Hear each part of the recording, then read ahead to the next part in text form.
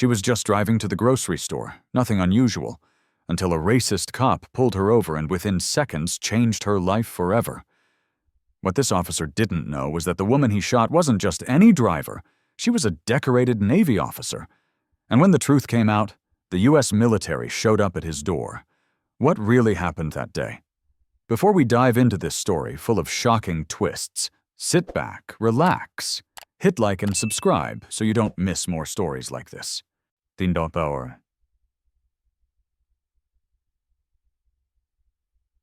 sound of tires rolling down the quiet streets of Redville on a sunny Saturday afternoon was steady and unremarkable. Just the usual rhythm of a peaceful suburb. Grace Mitchell, a 33-year-old black woman with a calm presence and sharp eyes, was behind the wheel of her silver Ford Fusion.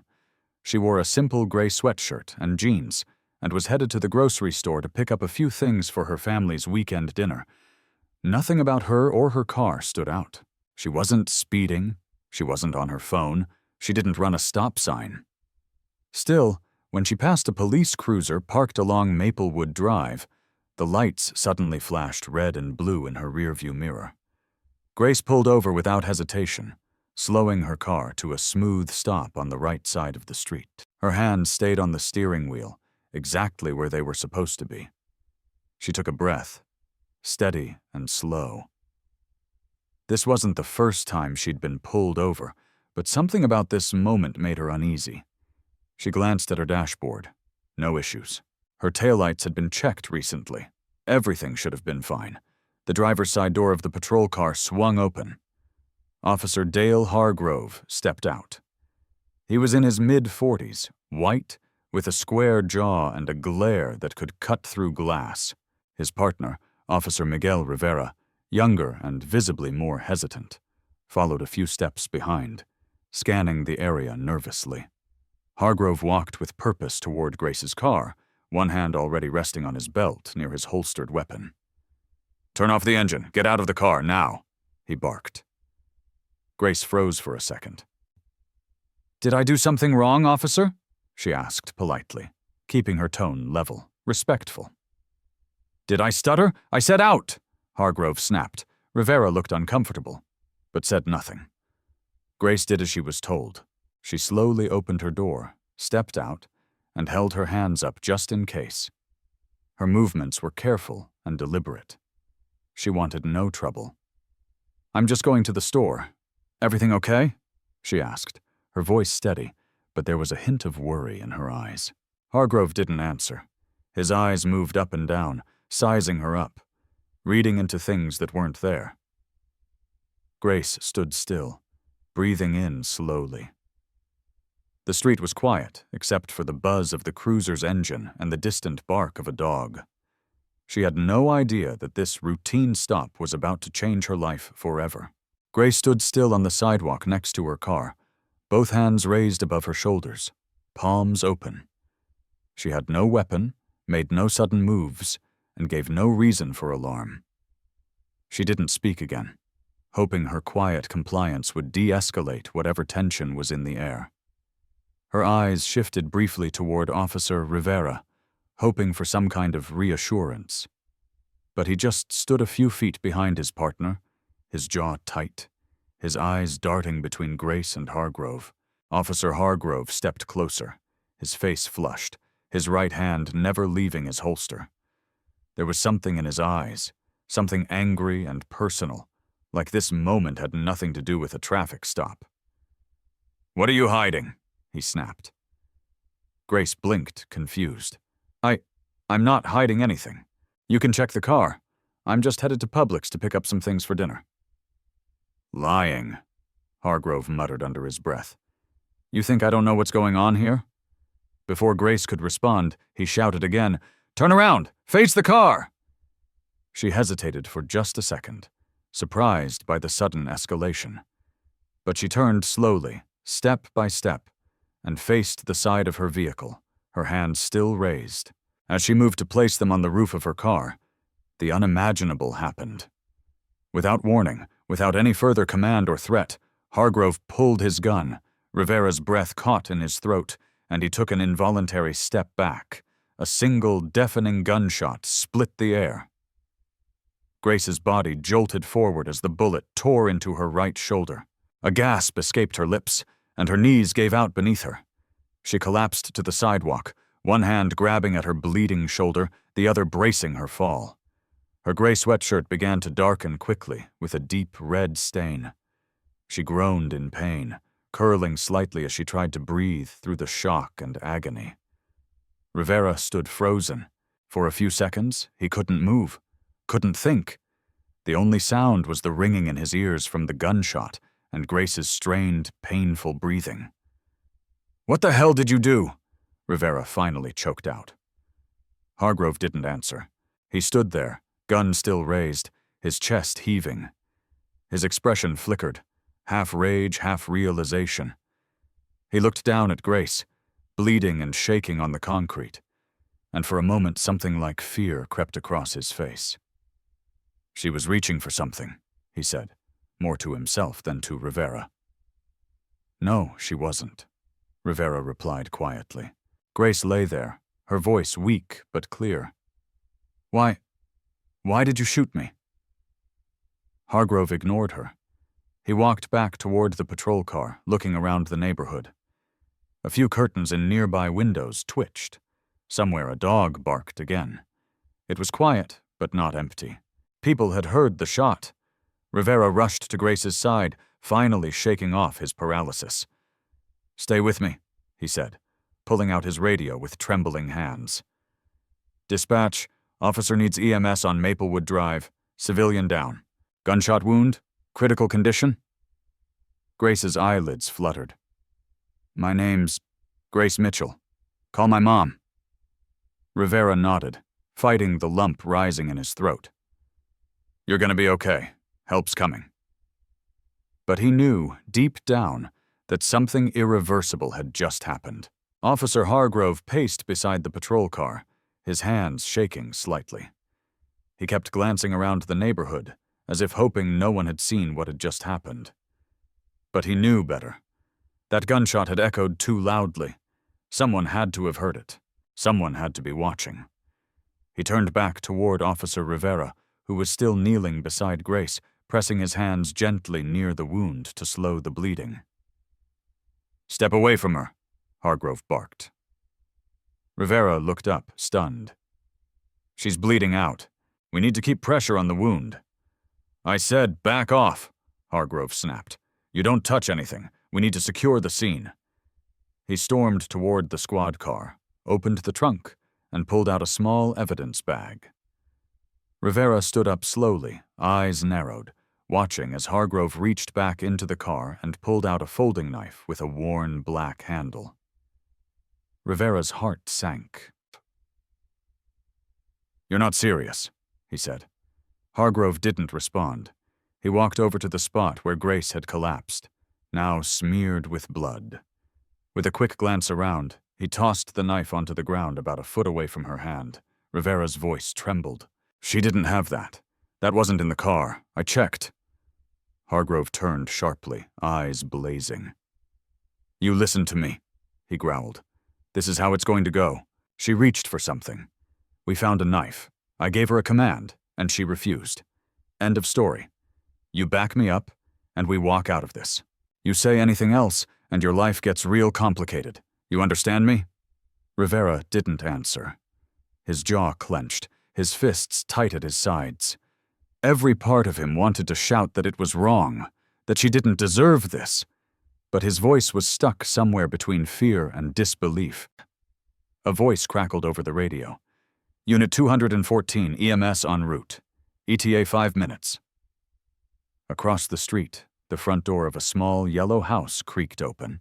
A woman stepped halfway out, holding her phone and peering cautiously toward the scene.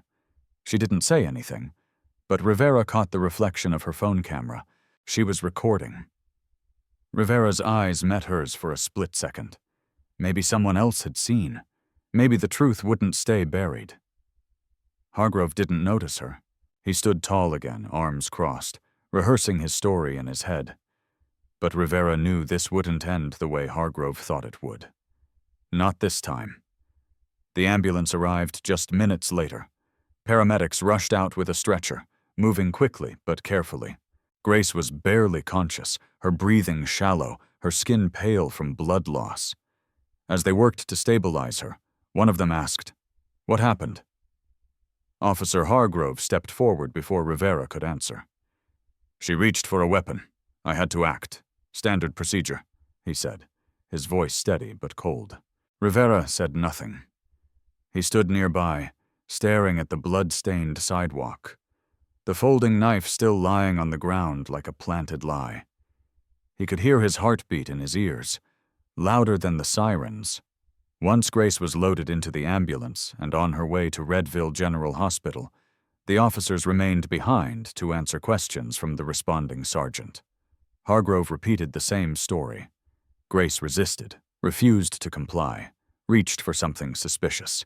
Rivera nodded along, though his voice caught in his throat when asked to confirm the details. He barely managed to say, "Yeah, that's what happened." Meanwhile, at the hospital, doctors worked through the night to keep Grace alive. The bullet had torn through her shoulder, damaging nerves and muscle. She lost a lot of blood. She needed emergency surgery. Her condition was listed as critical but stable. Word of the shooting spread fast.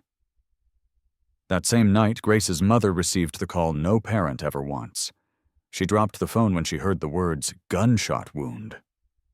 Grace's father, a retired Marine, clenched his fists in silence. Her younger sister, who had just finished her nursing shift, rushed to the hospital with tears streaming down her face.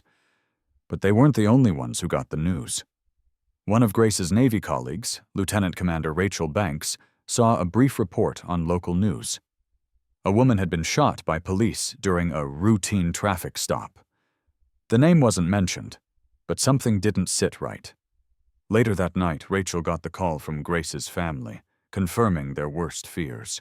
Within 24 hours, Grace's full identity was known, not just to friends and family, but to the wider public.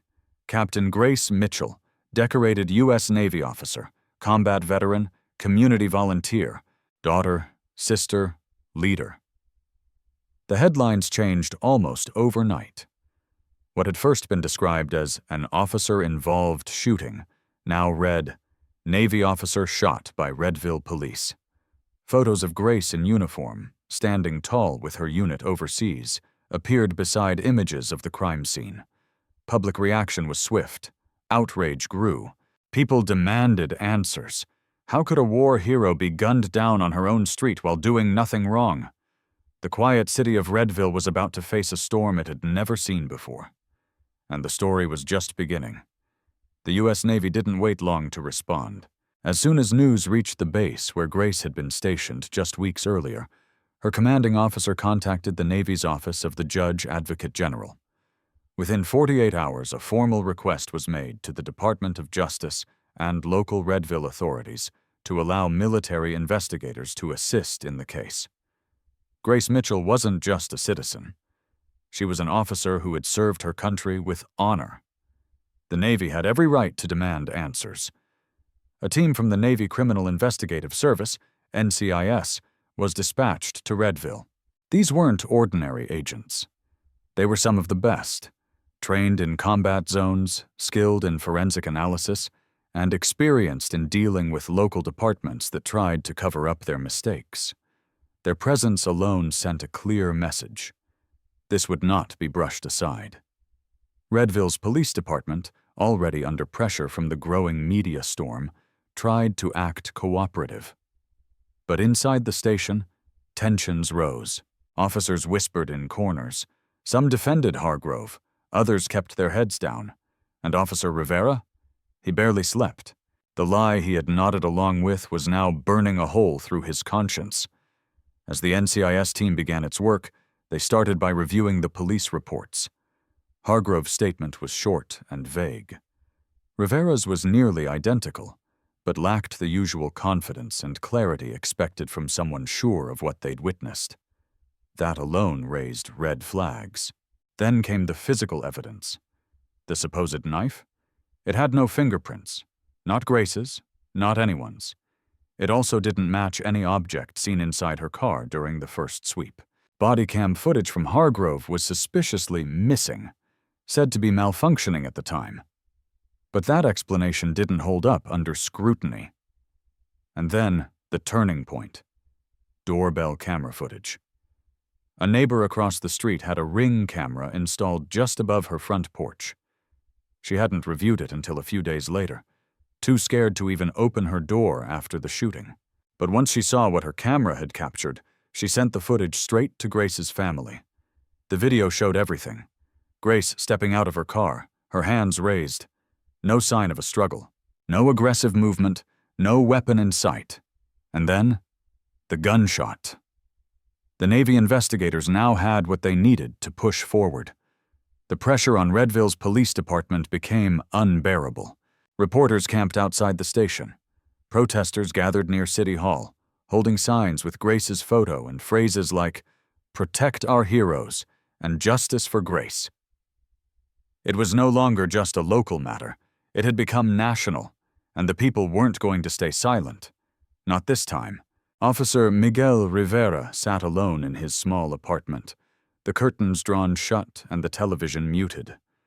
The weight of everything was catching up to him. Since the shooting, he had barely slept, barely eaten. He couldn't get Grace's face out of his mind. The shock in her eyes, the pain in her voice, the blood on the sidewalk. Every time he closed his eyes, it came back again. He had gone into the police academy with a dream. To serve, to protect, to do something good.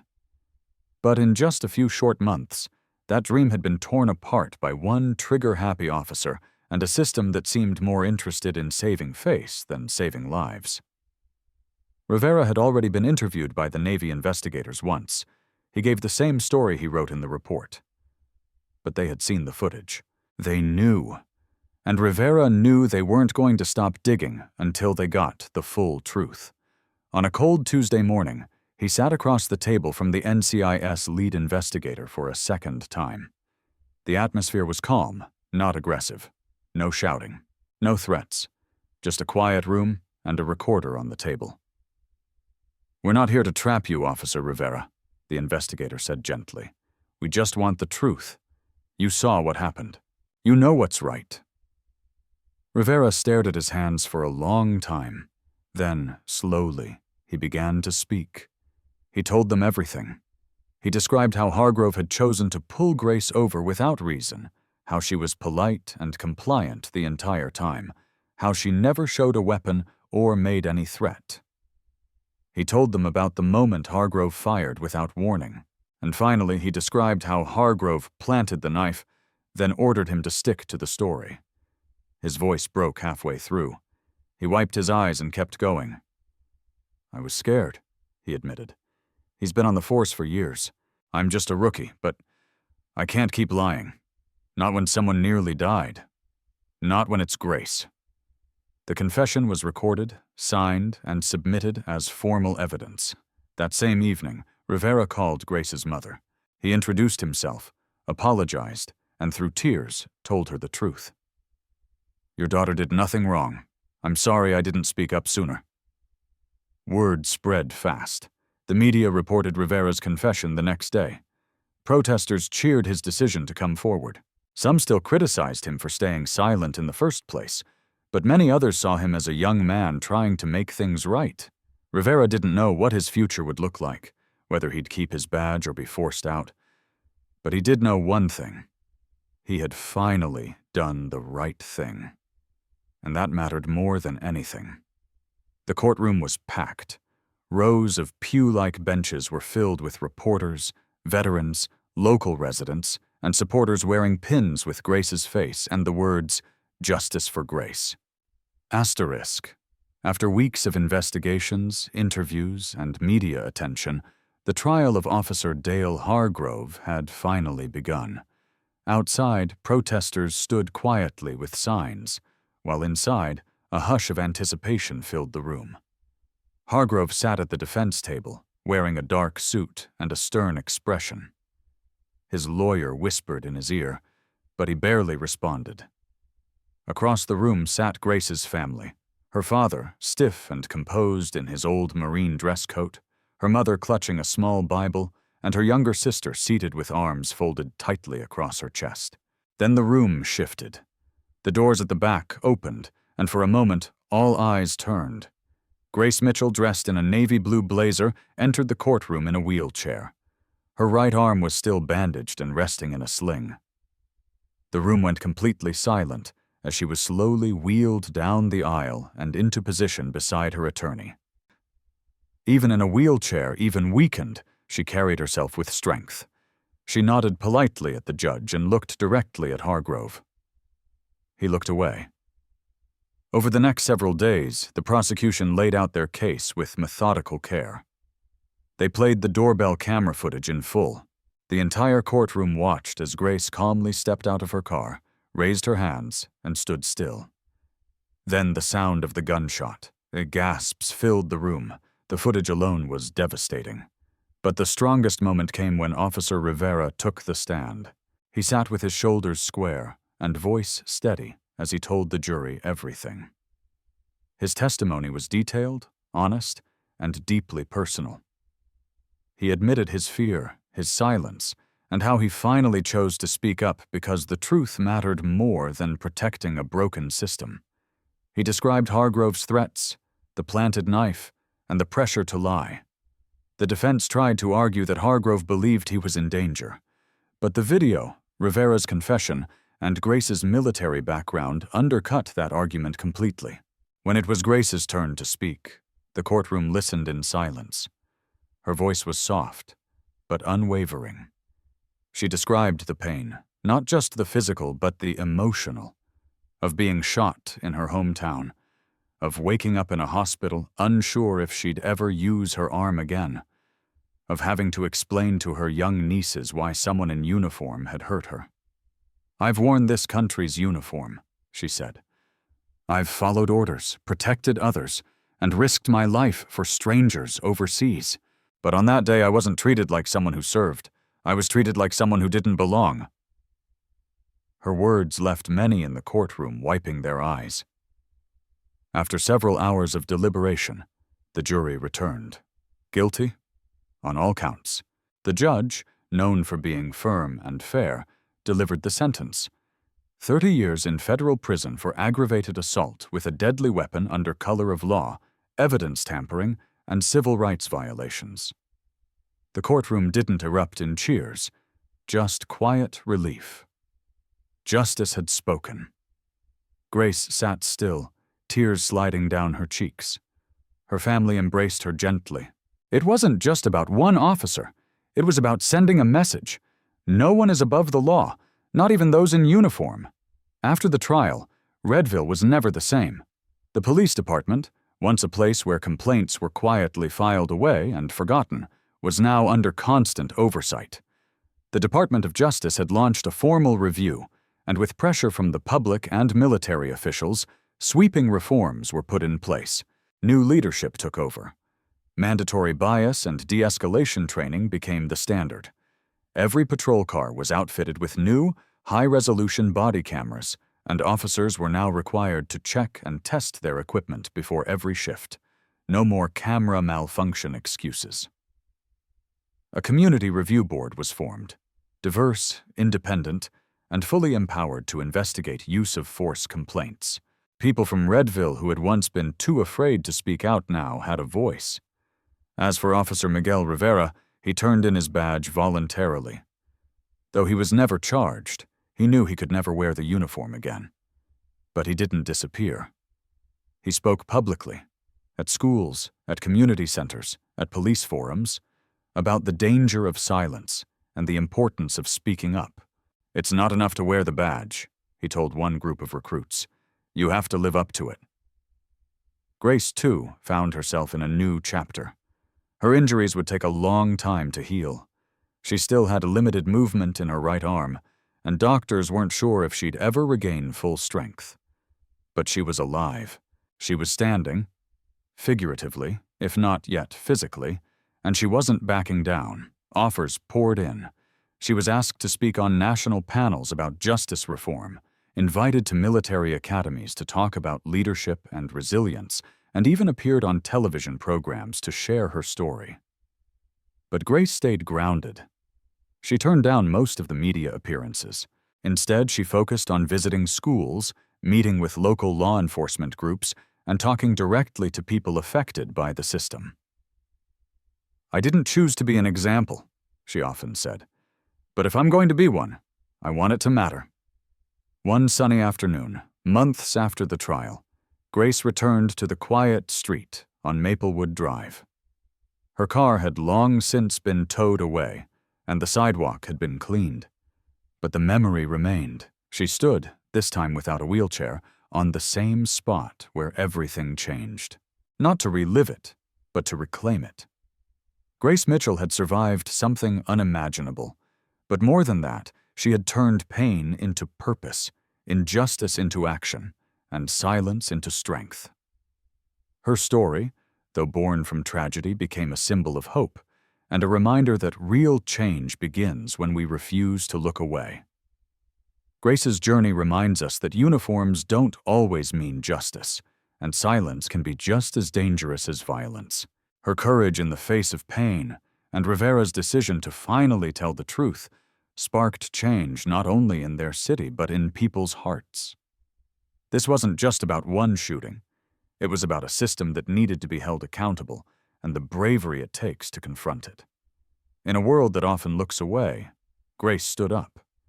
And because she did, others found the strength to speak, act, and demand better. Whether you wear a uniform or not, we all have a role to play in building a fairer, safer society.